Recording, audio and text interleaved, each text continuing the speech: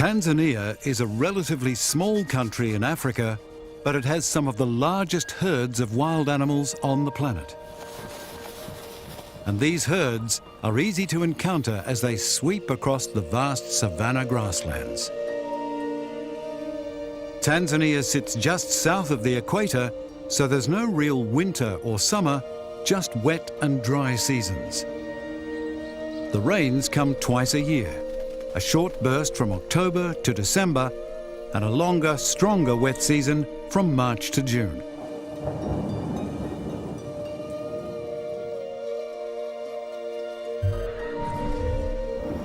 Ngorongoro Crater, an ancient volcanic caldera, sits at the heart of Tanzania's wildlife extravaganza. It presents a striking landscape created by a cataclysmic explosion that occurred over 3 million years ago. The original volcano would have been as high as Kilimanjaro, the loftiest mountain in Africa. But after it erupted, it collapsed, leaving behind this remarkable sanctuary known locally as the Garden of Eden. The crater sinks to a depth of 2,000 feet, creating a natural enclosure. A giant bowl containing an alphabet soup of Africa's wild animals, from antelopes right through to zebras. In all, 25,000 large animals and at least 100,000 smaller ones coexist here in ecological harmony.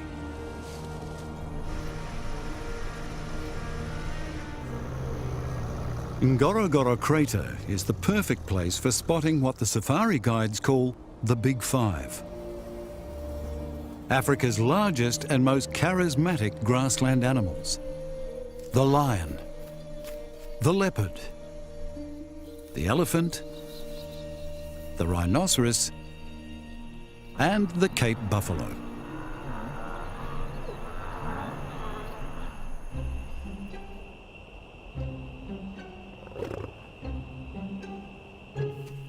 Lions are the only big cat to live in social groups. A pride of lions is an extended family with about 10 females and their young. As the cubs grow, young females will stay with the pride. But by 3 years of age, young males leave the group to find a pride of their own.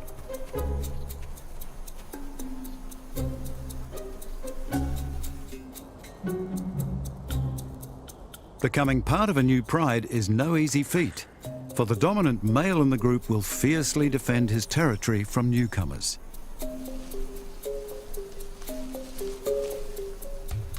He'll mark the boundaries with urine, roar menacingly, and chase off any intruders. Not an easy job, as a single territory can be over 250 square kilometers. Once a young male is sexually mature, he's ready to challenge the dominant male for the right to take over his pride. Typically, tenure of a pride lasts around 2 to 3 years, giving the dominant male the exclusive right to every female in his harem.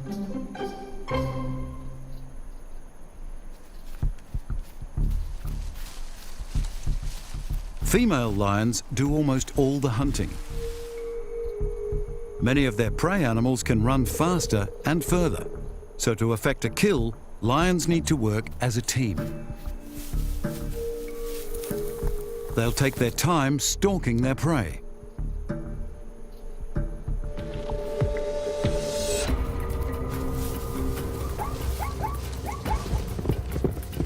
Often, the pride will split up, so the escaping prey runs straight into an ambush.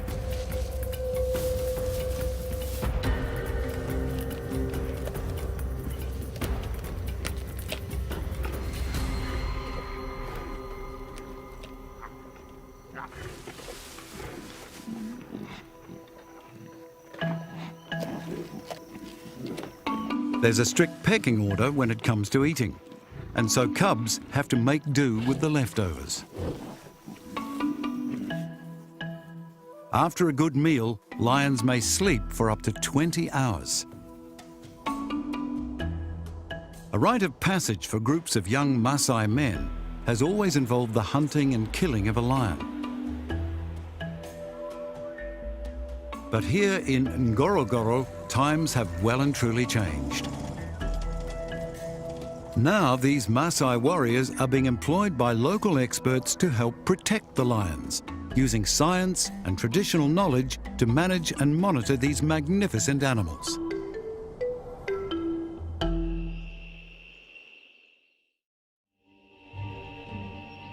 While lions have evolved to be social, leopards are the loners of the African big cat world. They spend much of their time hanging around in trees and are mainly nocturnal. During the day, the dappled light in the branches allows the leopard with its spots to blend in. Camouflage gives the leopard the upper hand when it comes to hunting.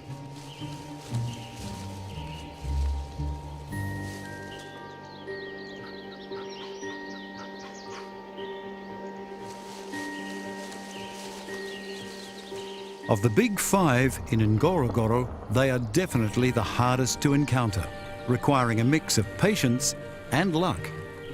But the payoff is well worth the effort.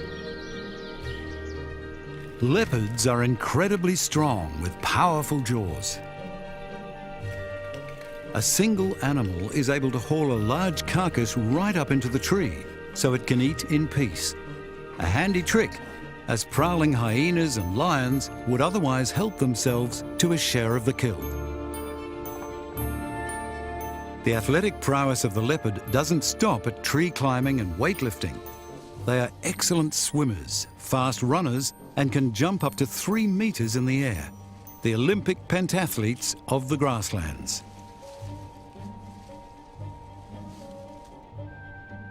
A single leopard will occupy a territory of up to 75 square kilometers. One male will choose a territory that overlaps with a few female territories. In this way, he has a range of choices when it comes to mating season.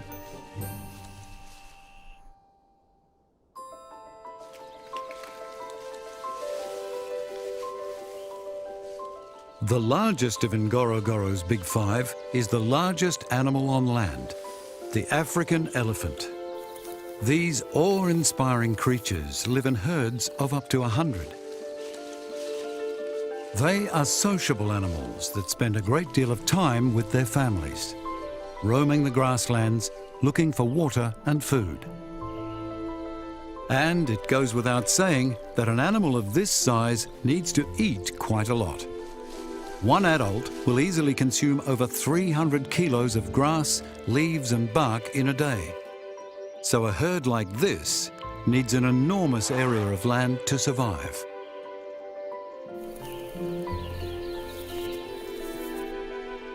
Many of the herds at Ngorongoro choose to live on the crater rim, where the air is cooler and the opportunity to graze expands beyond the old volcano's boundaries.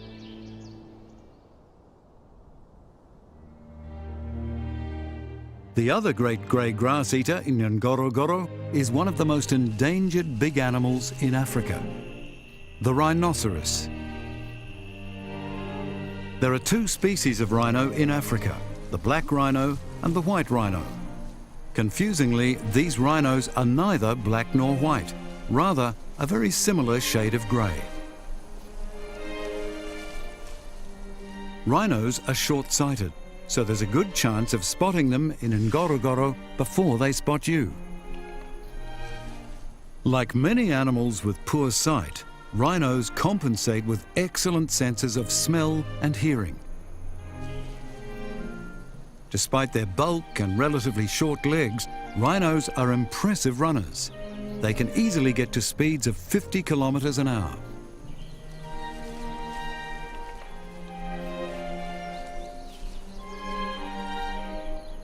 Both species are endangered due to the continued demand for rhino horn.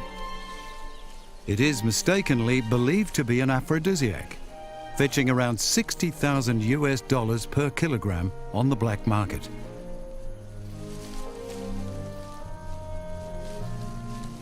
Rangers who have dedicated their lives to ensuring the survival of rhinos in the wild are often forced to take somewhat drastic measures to thwart the efforts of poachers. This can include removing or dyeing a rhino's horn so it's no longer of value to the poachers. When conservationists became aware of the dwindling numbers of rhinos in the wild, they moved a number of individuals to Australia. They're thriving now in open-range style zoos, breeding generations that could, in time, be released back into the wilds of Africa.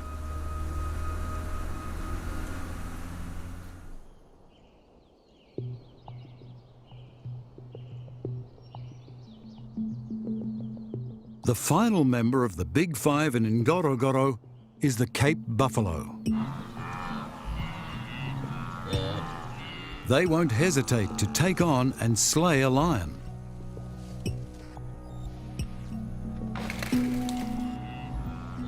In Ngorongoro in a good year, a single buffalo herd can contain over 500 animals. Those lethal horns are the reason these animals are so well respected by even the most skilled predators. Both female and male buffalo have horns. They grow from a central boss on the forehead, which acts like a powerful battering ram.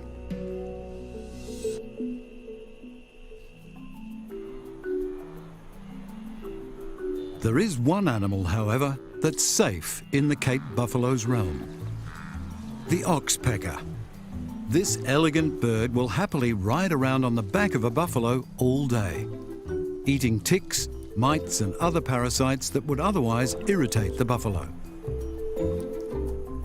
The Cape buffalo is the only member of the Big Five that is not endangered, but they do need huge amounts of food and a good 10.5 gallons of water a day to survive.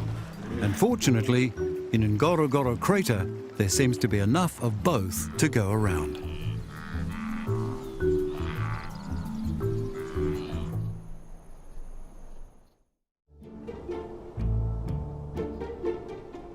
North America's version of the Cape buffalo is the mighty bison. They once roamed across the grasslands here in massive herds, migrating between their summer and winter pastures. But hunting on an unprecedented scale during the 19th century brought them to the brink of extinction. Some 50 million bison were killed, reducing their numbers to just a few hundred individuals. Here in Yellowstone, the oldest national park in the world, bison are well protected, so their numbers have slowly rebounded in step with other herds across the country.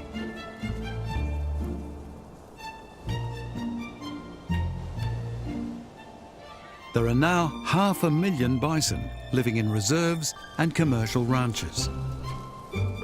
The bison is the heaviest land mammal in North America and seriously impressive to encounter in the wild. Full-grown males can be over 2 meters tall at the shoulder and weigh over a ton.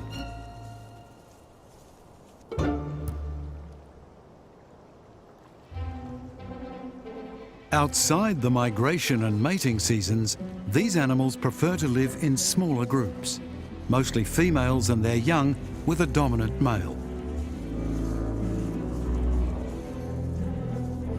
During the summer mating season, the groups come together and the males do what so many herding males do: fight for supremacy.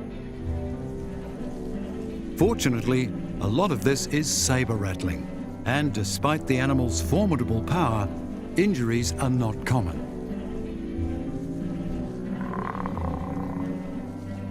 Competing males also make earth-shattering bellows. And surprisingly, recent data from scientists suggests that the females appear to favour males with a quieter bellow.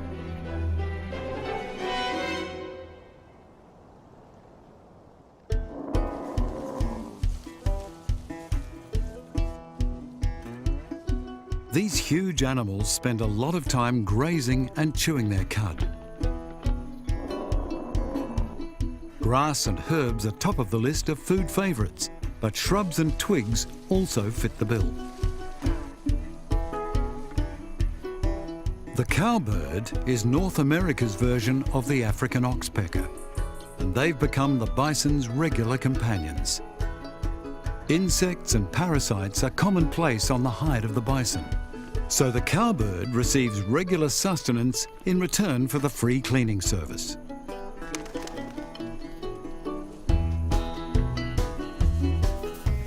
On May the 9th, 2016, President Barack Obama signed the National Bison Legacy Act, formally recognizing the bison as the official national mammal of the United States. A fitting tribute to one of the most impressive grassland animals in the world.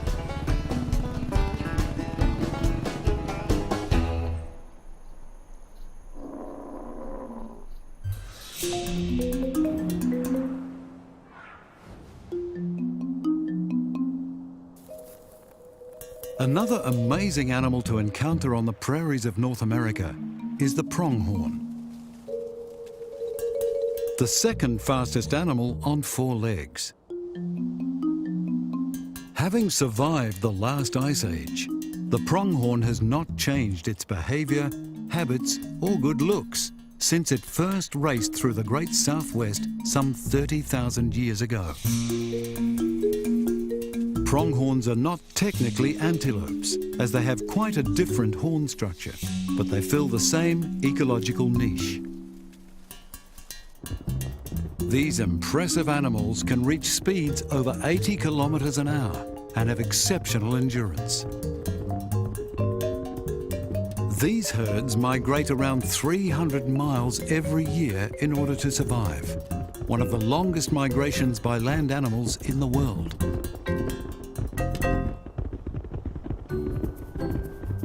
The main migration south takes place in the autumn, when the pronghorns need to move out of the Grand Teton Mountains as the snow approaches.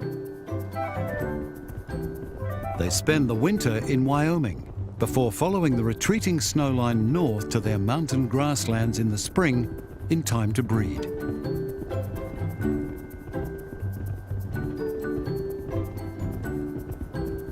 They are incredible to encounter during the migration season as they travel in large herds.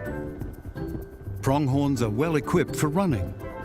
They have a large windpipe, heart and lungs, and they can outrun all of America's key predators, including wolves, bobcats and cougars.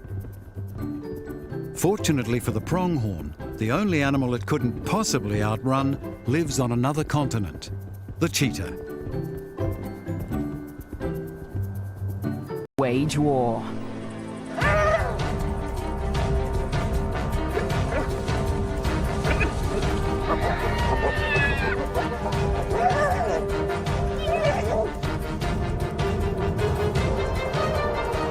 In this volatile world, will 2 new lives endure?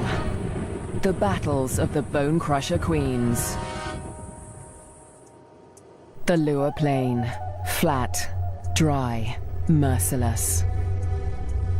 Temperatures soar and water is scarce.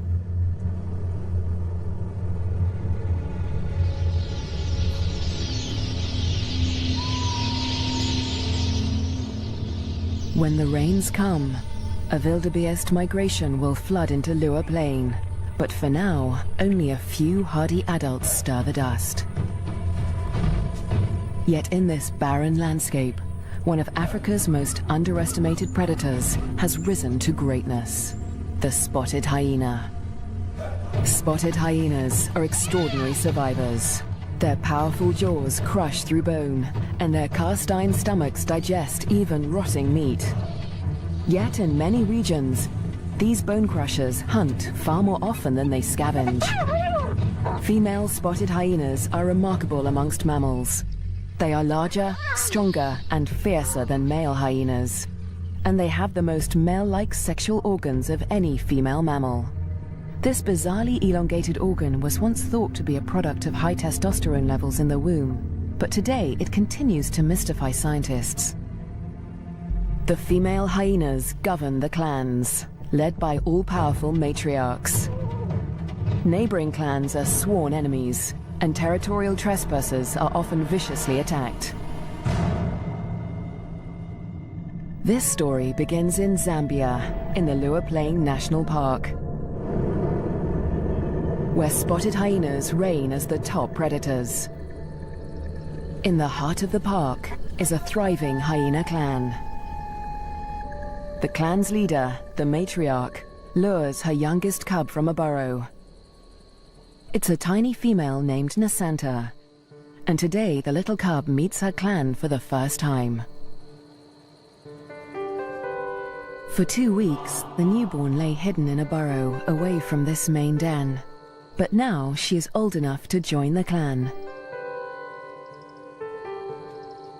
Nasanta raises her leg in the typical hyena greeting, allowing her clanmates to identify her distinctive scent. The clan will recognize her by this smell, and she in turn must learn to recognize theirs.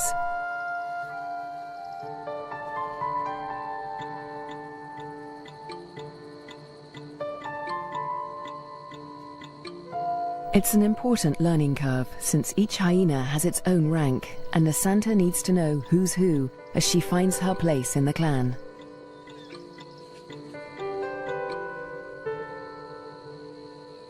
Fortunately, when it comes to rank, Nasanta has a head start.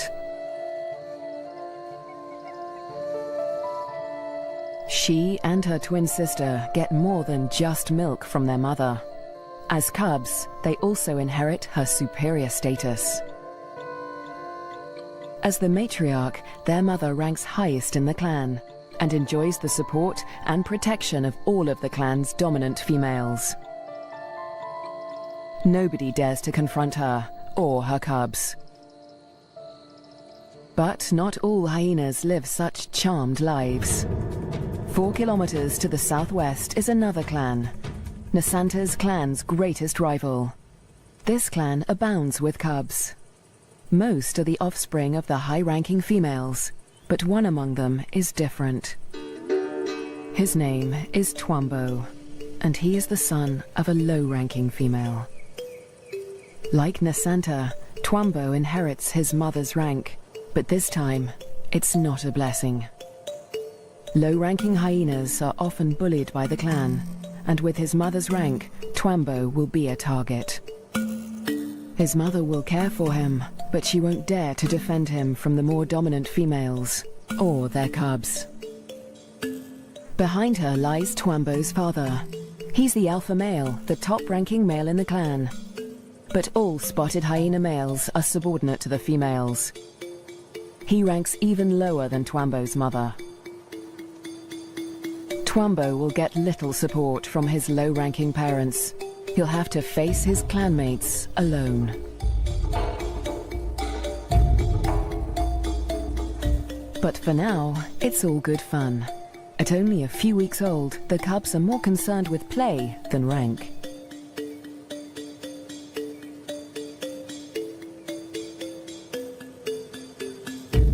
For Twambo, the worst is yet to come.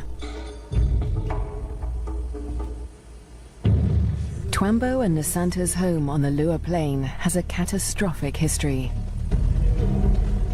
For more than 100 years, the Lozi people have lived in the Luo Plain National Park amongst the wildlife, conserving and protecting it by order of the Lozi King. But a decade ago, around the turn of the 21st century, everything changed. A scourge of poachers invaded Luo Plain. Weapons streamed in from war-torn Angola, and a massacre was unleashed. Lions were targeted for their valuable skins, the herds for their meat.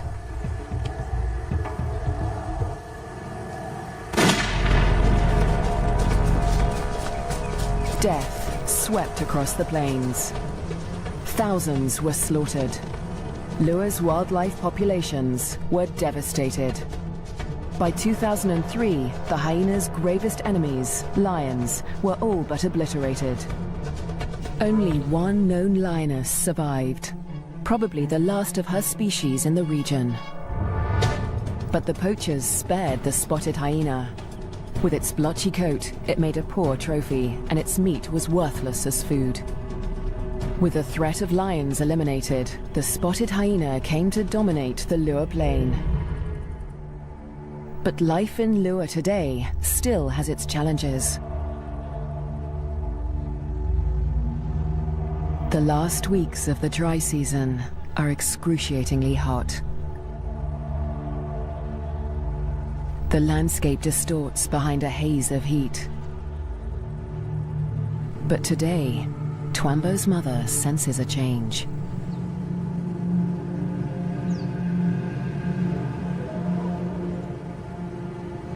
A wind has picked up, carrying with it the promise of relief.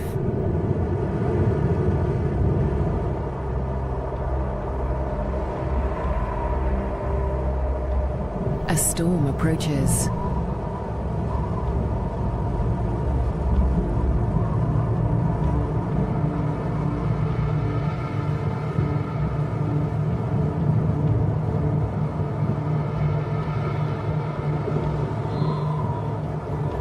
The wildebeest bulls revel in the anticipation of rain.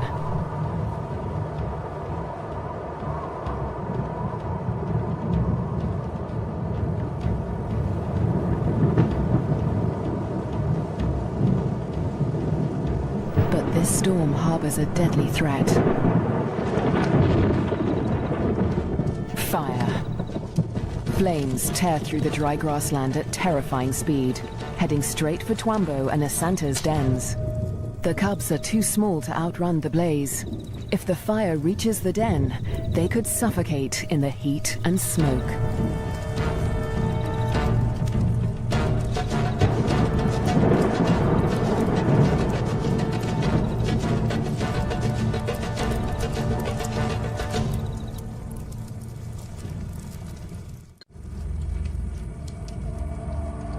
A new dawn brings the dying flames of the inferno.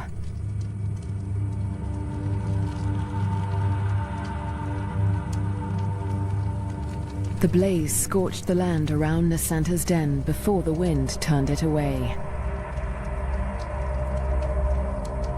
The cubs are safe, but they look out on a desolate landscape.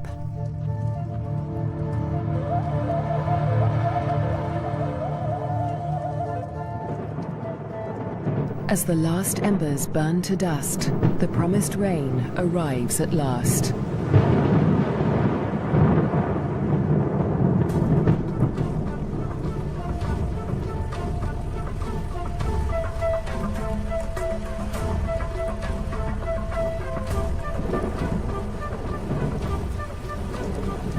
The cool downpour provides long-awaited relief from the heat and brings about a spectacular phenomenon on the plain.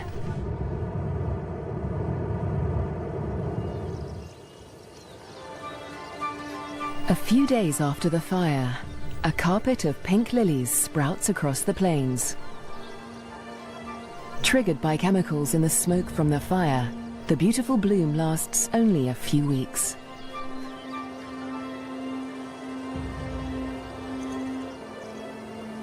In the meantime, Nasanta's mother, the matriarch, needs to find food.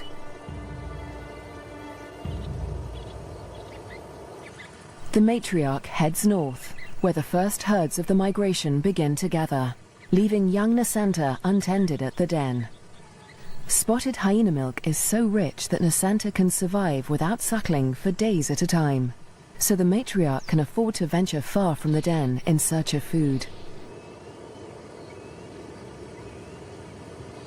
At last, she spots a telltale sign of a potential meal. Vultures.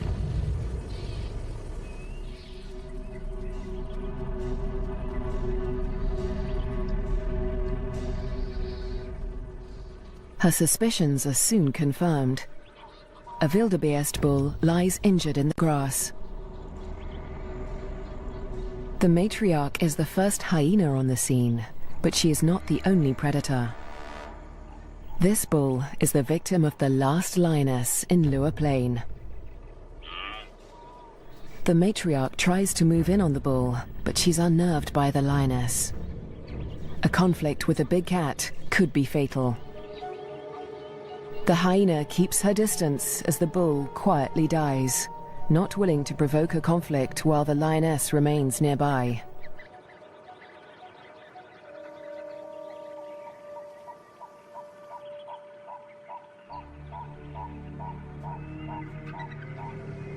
The circling silhouettes of the vultures can be seen from far and wide, guiding the matriarch's clanmates to the kill. In the darkness, the hyenas feast at last.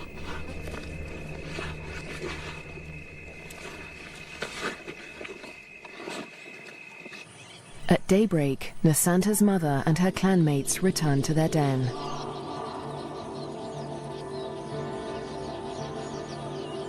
The matriarch rouses the cubs. Nasanta is larger now, and lighter fur marks her face and neck. The adults have returned with meat, a rare luxury for hyena cubs.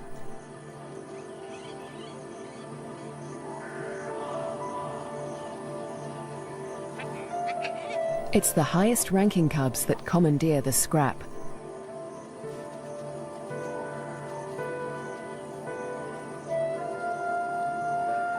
Nasanta is lost to the feast, but she fights for her share. The other top-ranking cubs are stiff competition, and they won't let lower-ranking cubs anywhere near this scrap. As an adult, Nasanta will have to contend with highly competitive clanmates at kills. She must learn to eat fast or lose out, since a clan can reduce a carcass to scraps in less than 20 minutes. She will still suckle her mother's rich milk for about a year, but this new taste for meat is the beginning of Nasanta's transformation into a deadly and efficient predator.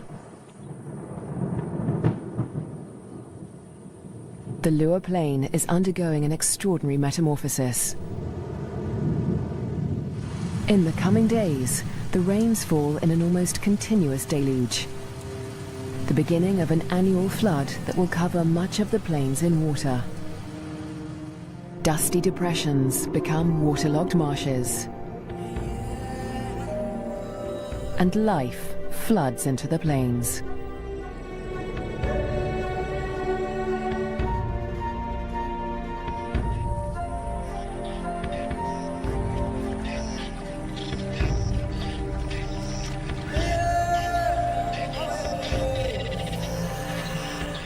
At last, the migration arrives.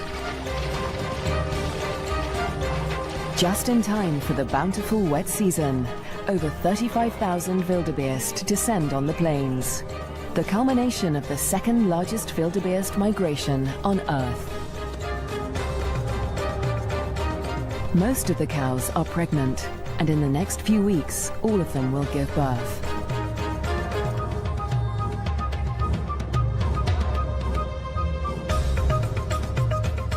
The calves make easy prey, but the sheer number of them ensures that many will survive to adulthood.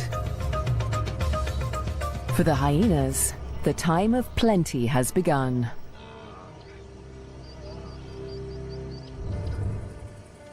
Meanwhile, at the den to the north, Nasanta is finding her place in the clan. She marks the grass around the den with a distinctive scented paste from glands beneath her tail. The adults use this pasting to mark their territory. For Nasanta, it's part of the process of establishing her rank.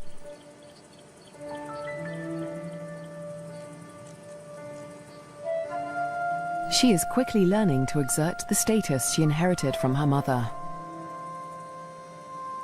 This male flattens his ears behind his head as she approaches him, showing his submission to her. Nasanta lifts her leg in the typical hyena greeting, allowing him to recognize her distinctive scent. Most of the adult males here are immigrants from other clans who joined Nasanta's clan to find a mate. They forfeited the rank they inherited from their mothers when they left their own clans, falling instantly to the bottom of the hyena hierarchy.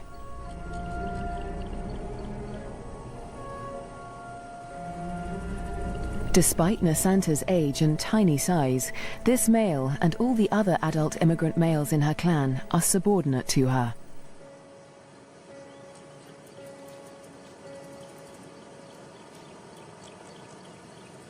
The tiny cub holds such sway because her mother backs her up. The matriarch often comes to Nasanta's defense, attacking low-ranking hyenas to reinforce her tiny cub's status. The male is now in a precarious position. He must show absolute submission if he is to avoid an attack. Nasanta follows her mother's example, sniffing the male's genitalia. He bows and bobs his head to show his subservience.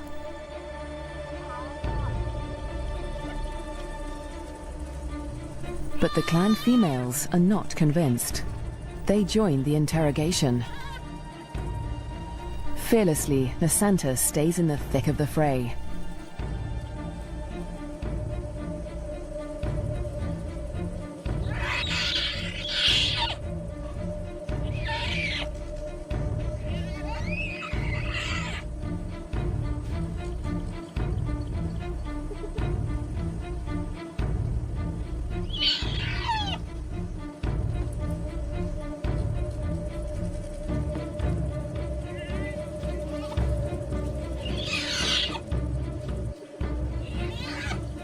The other cubs are jumpy, but Nasanta seems fearless.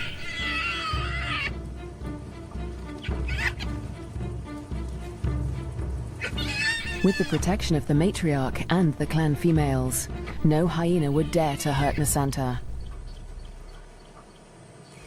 4 kilometers to the southwest, Twambo is not faring quite as well. He's also growing up fast, with the first spots showing through his black coat. But unlike most of the other cubs, Twambo is a loner. As the cubs get older, they become more aware of each other's ranks. The higher-ranking cubs have built bonds with each other, forming relationships they will carry into adulthood. But Twambo has few allies in the clan. When the other cubs do take an interest in him, it's usually to beat him up.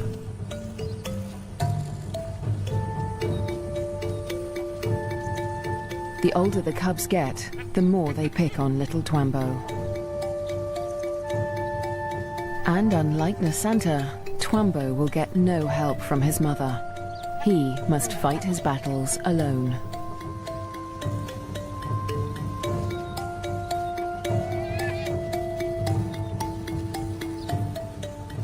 In the meantime, Twambo's mother has other things in mind. It's time to leave the cubs to hunt.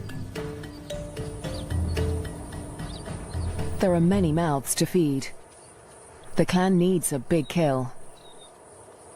Tonight, the hyenas will hunt as a pack.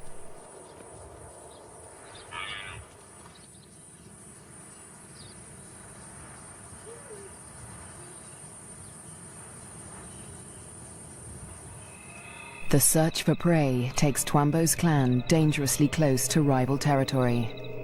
They are right on the border of Nasanta's clan's hunting ground. Clans are viciously territorial. If they're discovered, a conflict could break out, but it's a risk they are willing to take.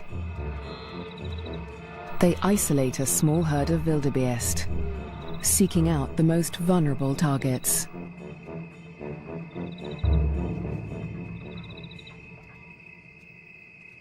The clan charges the herd.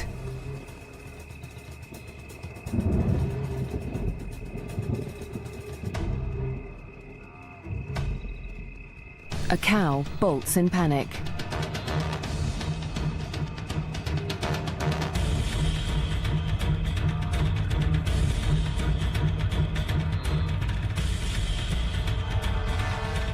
A calf is separated from the herd.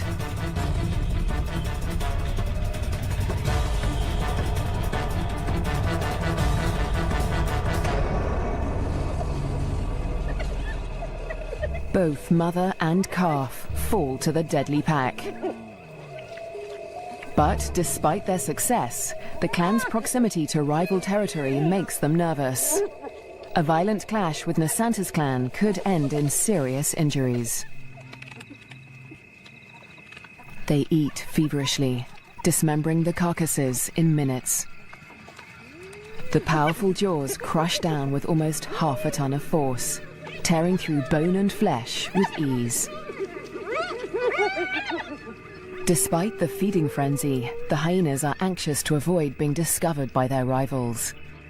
They try to drag the kills back into their own territory before they are spotted.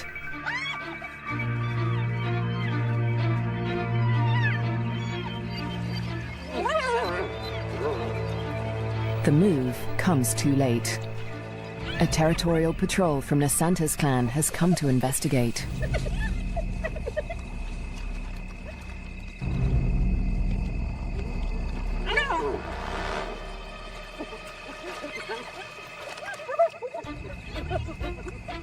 The scouts approach with caution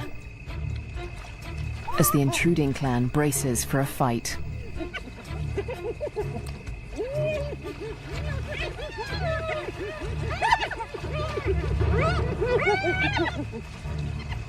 Tensions are high on both fronts.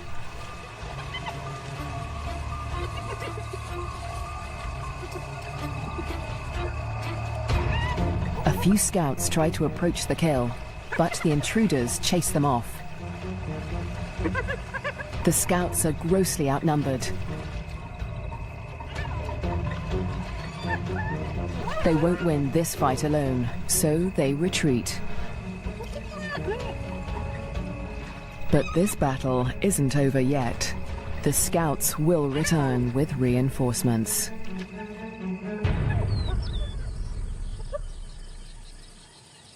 As dawn breaks, Twambo's clan continues its feast.